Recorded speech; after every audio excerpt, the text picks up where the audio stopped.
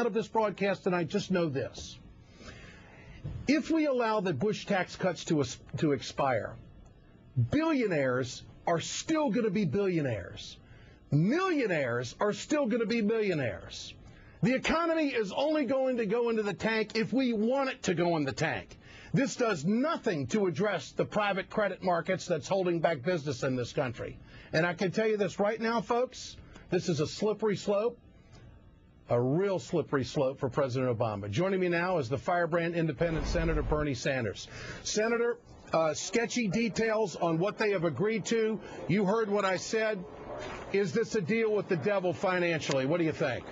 I think it is an absolute disaster and an insult to the vast majority of the American people to be talking about giving huge tax breaks to the wealthiest people in this country, driving up our deficit, and increasing the growing gap between the very rich and everybody else.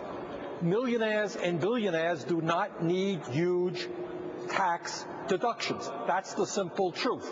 And the fact of the matter is, despite Republican rhetoric, if we're serious about creating jobs in this country, which should be our main priority, that's one of the worst ways to do it. Much better to take that money, invest in our roads, bridges, railroad systems, infrastructure. You create jobs doing that. Senator, how do you feel about the unemployed in this country being held hostage in these negotiations? Because that's exactly what it was. We got to call it for what it is. It was a bargaining chip on the table after Americans have paid into unemployment insurance. Ed, this is the issue. Our Republican friends have got to be held accountable. The issue is the insult, the outrage that they want tax breaks for billionaires, but they can't in their heart come up with extending unemployment compensation so that millions of families in this country will have a modicum of security. That's an outrage. I believe politically we can rally the American people around that cause. We are right. We're talking about social justice. They're talking about more tax breaks for billionaires who don't need it. This is against the will of the American people. All the polling that's out there. This is against the majority votes in the House. This is against the majority of votes in the Senate. There were 53 votes on the Senate floor on Saturday. Is President Obama playing with the future of his presidency, in your opinion?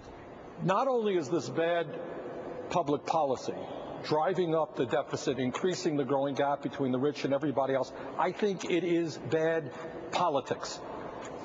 It's bad politics in the sense of who is going to believe the president or anybody who votes for this in the future when you campaign for years against Bush's economic policy, and then you say, oh, by the way, that's what I'm voting for. I'm voting for tax breaks for the rich. And by the way, if it turns out in this deal to be 2 years, you can bet that that's just the beginning. It will be extended beyond that. So I think for a Democratic president, Democratic House, Democratic Senate, to following the Bush economic philosophy of tax breaks to millionaires and billionaires is absolutely wrong public policy, absolutely wrong politically, and I got to tell you, I will do whatever I can to see that 60 votes are not acquired to pass this piece of legislation. Will you filibuster this? I will do whatever I can on this. This is a very, very bad agreement. So the 2-year extension of the Bush tax cuts, the 13 months on unemployment, that's the reported meat of the deal. You're telling us tonight that you will do everything you can to stop this deal, and this, of course, would push it into the next session of the Congress, and we would go back to the old rate. That's what you would take right now, Senator. I believe, Ed, that we have the vast majority of the American people on our side. I think we've got to hold tough on this, hold firm on this, and not concede to Republicans who, as you indicated, have absolutely no inclination to compromise. They want it all for their rich friends. Senator, good to have you with us tonight. Thanks for speaking up.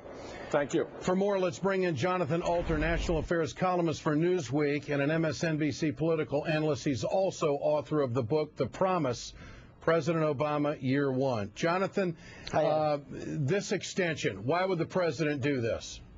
You know, it's the political reality that he thinks he's facing. I basically agree with Bernie Sanders on this. I think it's crazy and really, really bad politics and bad policy. But you could argue that the politics on this were conditioned by this election, you know, that the American people were given a chance to speak, and whatever the polls are saying, And the polls show people, feel that